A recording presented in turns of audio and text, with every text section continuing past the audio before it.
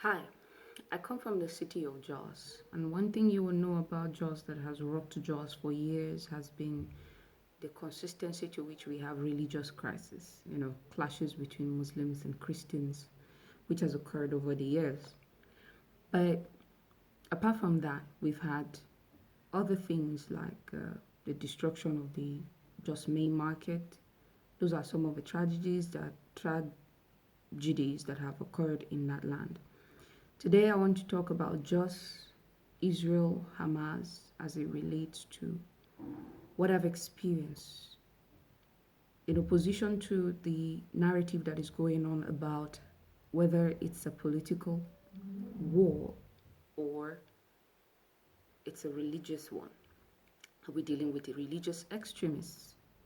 Are we dealing with situations that look like what we're familiar with in Jos, where most of the Christian communities were envisaging that, concluding that we were in some kind of jihad going on due to the consistent attacks on the Christian communities. Now, let me give you a brief history. Why am I talking about this? Is because I have experienced it. I was born there. These are things I've witnessed. And let me read very, very fast. So, the first tragedy took place in July 2001. In 2000, July 21st, 2002, it was reported that there was a fire that engulfed the Jos City main market. Even though the first crisis began in 2001, from the what date did I have? From September 7th to September 13th. I remember the first religious crisis I had experienced. We were running. I had watched my mother with my brother on her back. Houses were on fire around us. The Christians had set the Muslim homes on fire in retaliation. And we watched the fire rise while we ran. Rising, there was smoke everywhere. I watched a lot of people march from other neighboring Muslim dominated streets. It was a mass movement of people through our streets running away from Islamic extremists who had begun the attack. For some 2-3 days, we were camped at the house of one of my father's friends who is currently late, sleeping under the moon with mats on the floor, no nets at that time. It was the first time I had experienced the fear of death, the fact that I could be in my sleep and someone would come kill me, shoot me, slaughter me, whatever means. We slept with our eyes wide open, literally. I remember that I was really terrified. I was like, could this be how our end was going to come? This crisis took place not long after the bombing of the Jos main market in 2002 erupted. We had lived together for years, Muslims and Christians, each respecting each other's rights to practice their religion, even though my neighborhood was mostly occupied by the Igbos and the indigenous tribes. Everyone who knew Apata and Busabuji will know that we had a good number of Easterners and other neighboring states in the mix. So in our streets, they were outnumbered, but we were still surrounded by Muslims. We had a minority of Muslims. So we still had to leave. We could not sleep there. People were on the run both day and night, and this would be the pattern in the city for decades, for like over a decade. We began to experience suicide bombings that were followed by outbreaks of killings. The streets were now being divided by religion. Mostly Muslims moved to Muslim streets, Christians to Christian streets. In a short period of time, we learned to and are still learning how to live and survive in the midst of terror. You could be expecting any attack at any day, at any time. The crisis moved from the city centers to the surrounding villages where you had the killing and the destruction of Christians without arms to defend themselves due to the underpopulation of those settlements. I remembered visiting the site where my cousins were slaughtered like animals, man, wife, and children laying dead on the floor. I remember the Dogonawa massacre that claimed over 500 people, women and children. The victims were mostly women and children. Some reports said that the people killed were over 100 and 100 plus people, but there was a mass number of killing. There was a massacre of people, mostly women and children, in cold blood. All I remember of the Yelwa Shandam crisis, I also remember of the Yelwa Shandam crisis, all in the name of Allah to begin with, a motivation to annihilate a race of people for their beliefs, a war waged to take over territories and lands, a war that involves the raping of the daughters of the land and of their farms and their properties, because these are the things that we began to experience. From a home of peace and tourism, we moved to a place where fear and tension plagued the hearts of men, women, and children. I watched as women wailed in black outfits mourning the death of their deceased.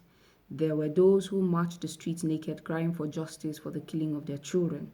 NGOs were being set up, refugee camps were being set up, which I believed were the opportunities that the greedy ones and the fraudulent ones among us took to actually raise money for themselves.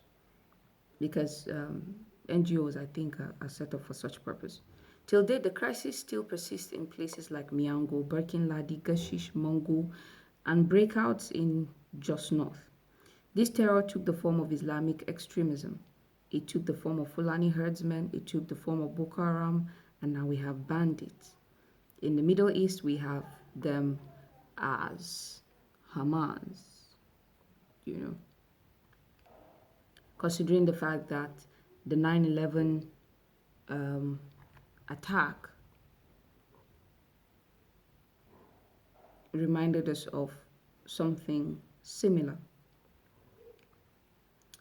In Kaduna, Benue, I've watched it spread across neighboring parts of states and even parts of the nation, other parts of the nation. In Kaduna, Benue, the Federal Capital Territory, Kogi, and its tentacles are spread even to the eastern part of the West. The average Christian in the Middle Belt or the North relates with his or her Muslim counterpart, with the consciousness that one day this same person might come at him or her with a sword. The killings still continue, but they are rarely ever reported.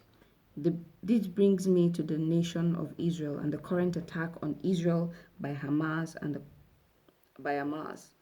I will get there in a minute. The city of Jos has been referred to as Israel in Nigeria for some time because of the consistency of these attacks. Reason being its fruitful land, which produces the best fruits and the largest producer of vegetables in Nigeria. The weather being cold, its topography and landscapes breathtaking. Its people peaceful, and the last reason, which is the bad side, is the murdering of its innocent citizens and the killing of Christians. The hatred of Christians by the Islamic extremists and the hatred of Jews by Hamas has been too consistent a pattern to be moved as coincidental and without motive. A motive that has been seen in the attempt to totally annihilate a generation of people who are considered infidels or godless I remember during the crisis, that was when I first heard that word, infidel. We were called Arnas then.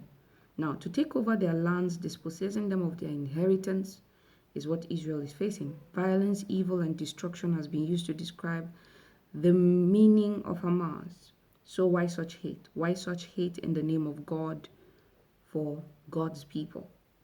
Which brings me to the point where these actions prove beyond reasonable doubt that the God of the Christians and the God of the Jews are not the same with the God that the Muslims worship. Even though these three religions are Abrahamic religions, monotheistic religions, the only Abrahamic and monotheistic religions in the world.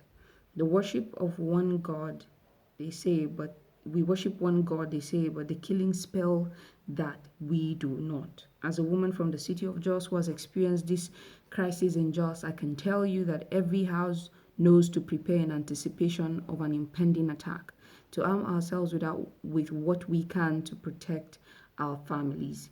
So why does this God seek destruction so much, and for what purpose? The rounding up of Jewish families and the slaughtering and slaughtering them is just as demonic and as inhumane as the things we have faced in Jos for more than a decade getting to do too. I say this with no hate for Muslims, for I have had good friends amongst them. Most Nigerians prefer to do business with them because they are known as the most transparent and honest people when it comes to trade. You're certain to get a fair price in the market when you buy from a Muslim. Yet the question as to why such violence is found amongst them still baffles me. This topic is one that people don't talk about for the fear of triggering the Muslim neighbors, our Muslim friends and neighbors. We are forced to act like this has not happened, and it sort of has some kind of undertone of gaslighting when people talk about it. I have been in a crisis where innocents are being attacked and the Muslims still come to do their business, knowing that the Christians will not retaliate on innocent women and children, yet they waste no time to slaughter women and children. Are there good Muslims? Yes. Are there Christians in Palestine? Yes. Are there Christians among the Israelis enemies? Israelis enemies? Yes. Still, you can't ignore the lingering hate for the Jews. We have watched how historically over 2,000 years from Abraham to Jesus and after different nations have tried to annihilate these tiny groups of people. Read the book of Esther. In the Bible, you will see how people like Haman conspired to wipe out the entire Jews until he was overturned with his own plans. My battery is running low, so I'll do the part 2 to continue.